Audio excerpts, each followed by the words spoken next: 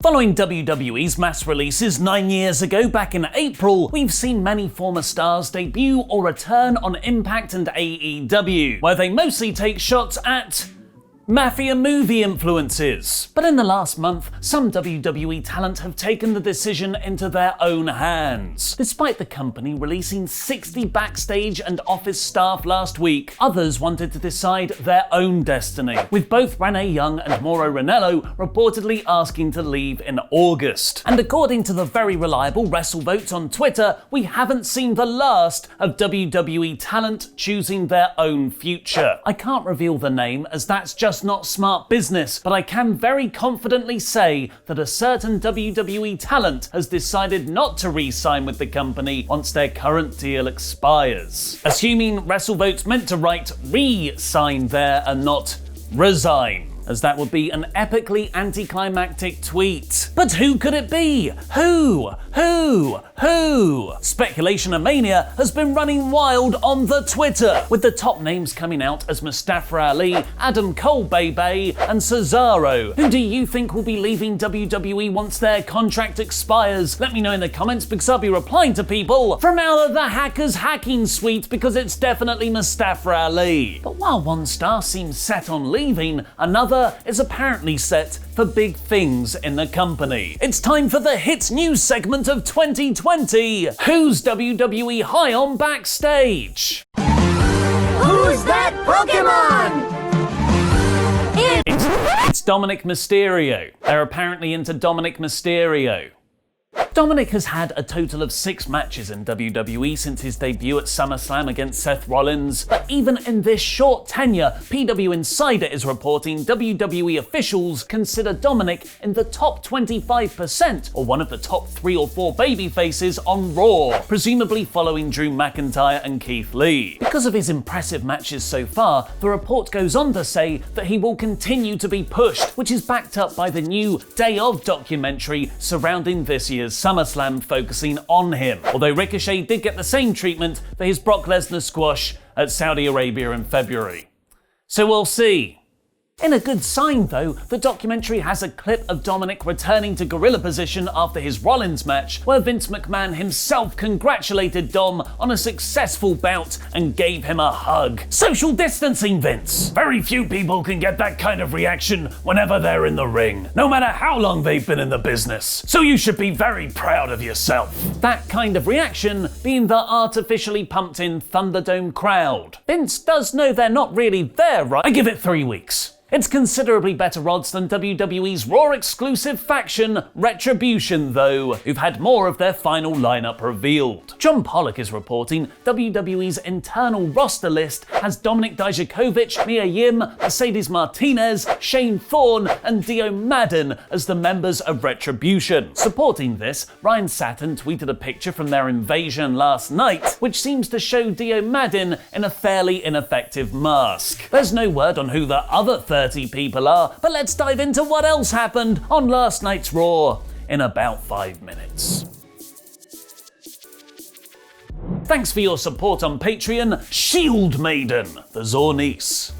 This week's Raw was in your face. What could that new theme gimmick possibly entail? Apparently, a little thunder effect to open the Thunderdome, and Michael Cole and Dolph Ziggler on commentary while Tom Phillips and Samoa Joe are away. And there it is, Ziggler on commentary. WWE have officially run out of ideas for him. Getting right in your face, Drew McIntyre challenged Randy Orton to an ambulance match at Cock and did his own bad Photoshop gag with his Claymore victims in hospital. This brought out definitely not an authority figure Adam Pearce to say if Randy can't make it for Cock, Keith Lee will face Drew for the WWE Championship instead. This sowed some very effective tension seeds between the biggest of best friends to build their main event. Not waiting for Cock, title of your mum's wrestling pay-per-view, where this match would actually make sense, SmackDown Tag Team Champions The Artists took on Raw Tag Team Champions The Street Profits as part of the quarterly Cross-Brand Invitational.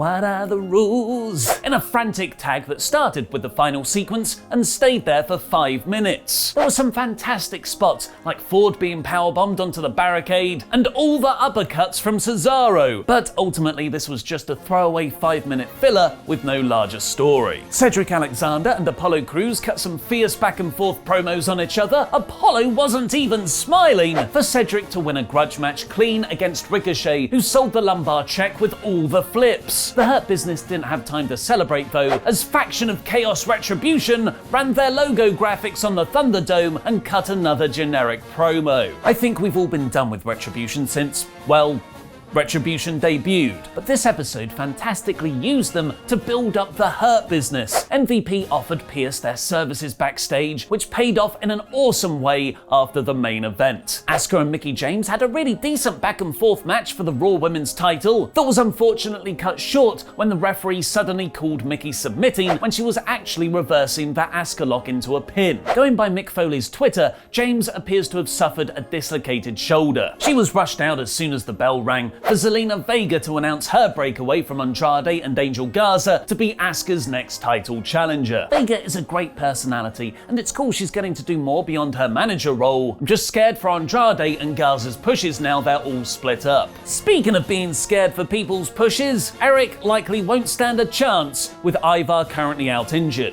Ivar is the handsome one after all. He tapped to Bobby Lashley in 2 minutes in a match that weirdly wasn't on Raw Underground. Maybe it's because they had someone else in store. Bold Strowman. Look friends, Shane's got a new toy for his secret scuffle club. Strowman beat up Ziggler, who was replaced by MVP on commentary by that point, and then Riddick Moss and then Titus O'Neil was all ready to go up against him, and then he got immediately killed too. I thought we might be getting Shane himself against Braun for a moment, but Yabba Dabba Kato squared up to him instead, which we'll be getting next week. I want Raw Underground to stop now. Seth Rollins versus Dominik in a steel cage, however, was much better. Their match felt like a genuinely big deal, with Raw effectively building it with multiple backstage segments. Seth shouted at Buddy to keep away, the Mysterio family put on a united front, and R-Truth cut a promo on a Kit Kat. Sticking to the feud's theme so far, the cage match started with loads of kendo shots and didn't really let up, with superplexes off the top rope into a Falcon Arrow, Buddy trying to interfere but getting pushed off the top of the cage, and Seth winning with 2 stomps as the Mysterio family helplessly watched on through the steel. It was another brilliant performance by Dominik, who was made to look even better by Rollins, and a fast-paced, quick match with plenty of high-spot smoke and mirrors. Dominik genuinely has something, and it's incredibly refreshing to see actually young talent on Raw, as opposed to people who feel new, but are actually 35 because they spent 9 years in NXT. But Dominik might not be the only Mysterio family member they have plans for. Come on, Angie! Seth beat up Buddy after the match for going against his command to stay backstage, and then the camera lingered on Ray's daughter, Aliyah, briefly tending to him. Could this fuel a babyface turn for Buddy, or perhaps even start Aliyah's conversion to Seth's dark side? Whatever it is, I'm interested. Aleister Black attacked Kevin Owens before the bell, but lost to a stunner when the lights flickered, which is ironically a blackout. I don't know where you go with this feud now after Owens won so quickly with a bad knee. Shayna Baszler and Nia Jax were quite funny on commentary to watch their number 1 contenders, the Riot Squad, beat Lana and Natalya. Jax put Lana through the announcer's table afterwards, brought to you by Bang Energy. And the main event saw Keith Lee take on Drew McIntyre after the two's tension boiled over earlier on into a backstage brawl. It gave Keith a new, more pissed off attitude and a sexy plunging neckline in his latest gear switch up, creating a physical back and forth match. But unfortunately, WWE have made it difficult to invest in Keith Lee matches, because they don't know how to book them to end. Of his 5 Raw matches so far, he's lost twice to Orton via DQ, lost once to Orton in a triple threat, and now here had a no contest against Drew when Retribution attacked. It's frustrating, but in isolation, the show's finish was actually very exciting. Paying off their protection promise to Pierce earlier on, the Hurt Business ran down to fight off the invading faction in an awesome heels turn badass babyface spot, and Drew and Lee hit spectacular stereo dives off the top rope, taking out everyone to end the show. Despite having about 30 people, Retribution were only really there to make the main roster wrestlers look good, being handedly beaten by just 6 guys. They're like the Chitauri jobbing to the Avengers. That was this week's Raw in about 5 minutes. What did you think of the show? Let me know in the comments down below, because I'll be replying to people from out of Keith's new vest. For long-term booking, this was mostly a nonsense, hot-shotted panic episode, but I must admit,